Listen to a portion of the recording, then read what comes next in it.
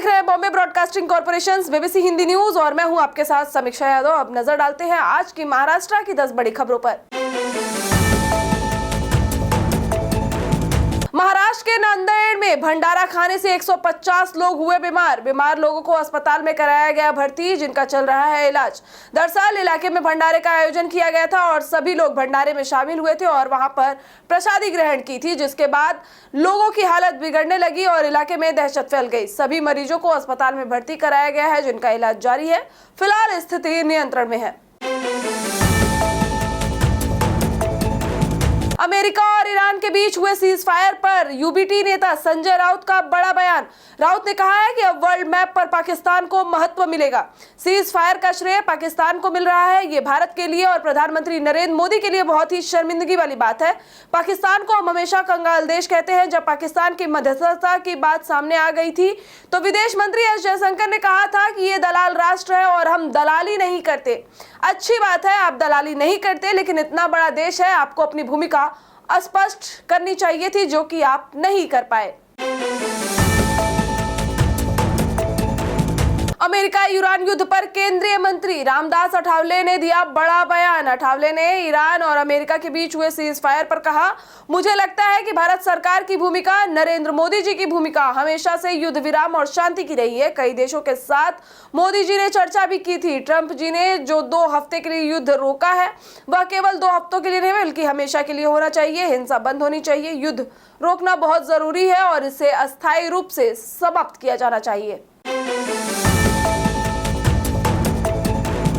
दोस्त की शादी में डीजे पर डांस करते करते युवक की मौत, खुशियों के बीच पसरा मातम। दरअसल महाराष्ट्र के चंद्रपुर जिले में एक दर्दनाक घटना देखने को मिली है। यहाँ खुशियों का माहौल कुछ ही पलों में मातम में बदल गया जब एक युवक की अचानक मौत हो गई। यह मामला चंद्रपुर जिले के गोंडपिपरी तहसील के फुरडीहेटी गांव का है, जहां एक 25 वर्षीय युवक अपने दोस्त की शादी में शामिल हुआ था, लेकिन यह शादी उसके जीवन का आखिरी उत्साह साबित हुआ।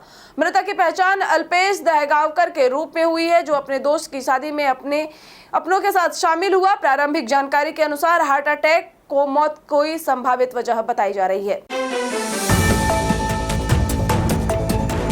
ईरान यूएस सीज फायर पर यूबीटी नेता प्रियंका चतुर्वेदी का बड़ा बयान। उन्होंने कहा कि ईरान को अपना पक्ष रखने का मौका मिल गया। अमेरिका ने अपनी इज्जत बचा ली, इजराइल को हकीकत का सामना करना पड़ा, पाकिस्तान को थैंक यू नोट मिला, भारत को उसका तेल मिल गया, दुनिया को अस्थायी रूप से ही सही शांति मिल गई। इस मामले पर ध्यान देने के लिए धन्यवाद। प्रियंका चतुर्वेदी ने सोशल मीडिया पोस्ट में लिखा कि अमेरिका और ईरान के बीच किसी भी वार्ता में भारत की भूमिका क्यों होनी चाहिए थी, आलोचना समझ में नहीं आती क्योंकि यह युद्ध हमारा नहीं था।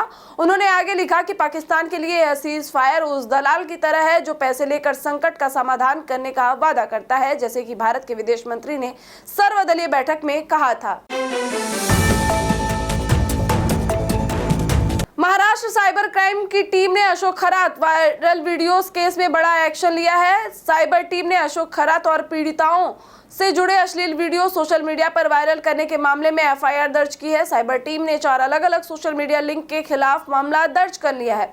सूत्रों के अनुसार यह कार्यवाही टीआईटी एक्ट की धारा 67 के तहत की गई है। जांच में सामने आया है कि अशोक खरात से जुड़े 15 से 17 आपत्तिजनक वीडियो आपत्तिजनक साइट्स फेसबुक, इंस्टाग्राम और टेलीग्राम पर वायरल हुए हैं और एक अधिकारी ने बताया है कि आरोपी इन वीडियो को देखने के इच्छुक लोगों से प्रति वीडियो 20 से 50 रुपए तक वसूलता था और भुगतान के बाद वीडियोस भेजे जाते थे।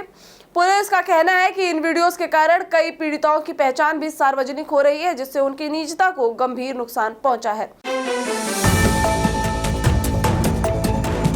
ठाणे के कोपरी फ्लाईओवर पर साकेत उन्नत मार्ग पर हुआ बड़ा हादसा। दरअसल यह हाइड्रोलिक क्रेन पलटने से अफरा तफरी मच गई। इस घटना के कारण ठाणे से मुंबई जाने वाले मार्ग पर भारी ट्रैफिक जाम हो गया। घटना के बाद मौके पर कुछ समय के लिए अफरा तफरी का माहौल बन गया। ट्रैफिक विभाग और संबंधित एजेंसियां मौके पर पहुंच गईं और ट्रैफिक को सुचारू रूप से शुरू करने का प्रयास जारी है। इस घटना के कारण वाहन चालकों को काफी दिक्कतों का सामना करना पड़ रहा है।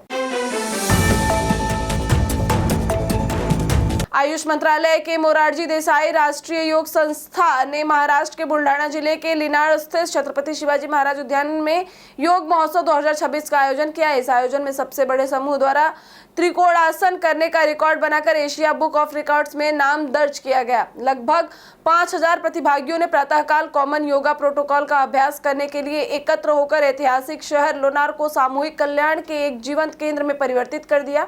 इस व्यापक भागीदारी ने एकता, स्वास्थ्य और कल्याण को बढ़ावा देने के लिए एक शक्तिशाली माध्यम रूप से योग की बढ़ती वैश्विक स्वीकृति को उजागर किया।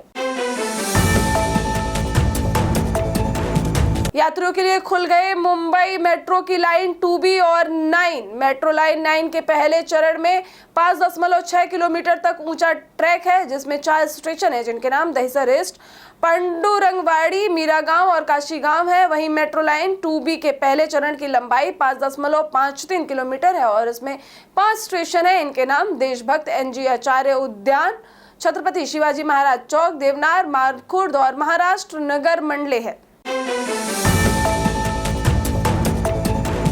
नगर निगम आयुक्त अश्विनी भिड़े और अतिरिक्त नगर निगम आयुक्त अभिजीत बांगर ने बुधवार को बांद्रा कुर्ला कॉम्प्लेक्स में MMRDA कार्यालय के पास स्थित जेतवन उद्यान में मीठी नदी, वर्ली के नेहरू विज्ञान केंद्र नाला और दादर धारावी नाला में चल रहे सफाई कार्यों का प्रत्यक्ष दौरा कर किया निरीक्षण। भिड़े ने वर्ली के नेहरू विज्ञान केंद्र नाले से गाद निकालने के काम की शुरुआत और समाप्ति की अवधि की जानकारी ली। उन्होंने अधिकारियों को निर्देश दिए कि जल जमाव वाले संवेदनशील क्षेत्रों के आसपास के कचरे और गाद को प्राथमिकता से हटाया जाए और 31 मई तक सफाई का काम पूरी तरह संपन्न किया जाए। आयुक्त ने यह भी कहा कि मैनहोल पर लगी जालियों को स्थिति की गंभीरता से जांच की जाए ताकि वे सुव्यवस्थित रहें। टॉप 10 में फिलहाल के लिए बस इतना ही। बने रहिए हमारे साथ, देखते रहिए Bombay broadcasting corporation BBC Hindi news.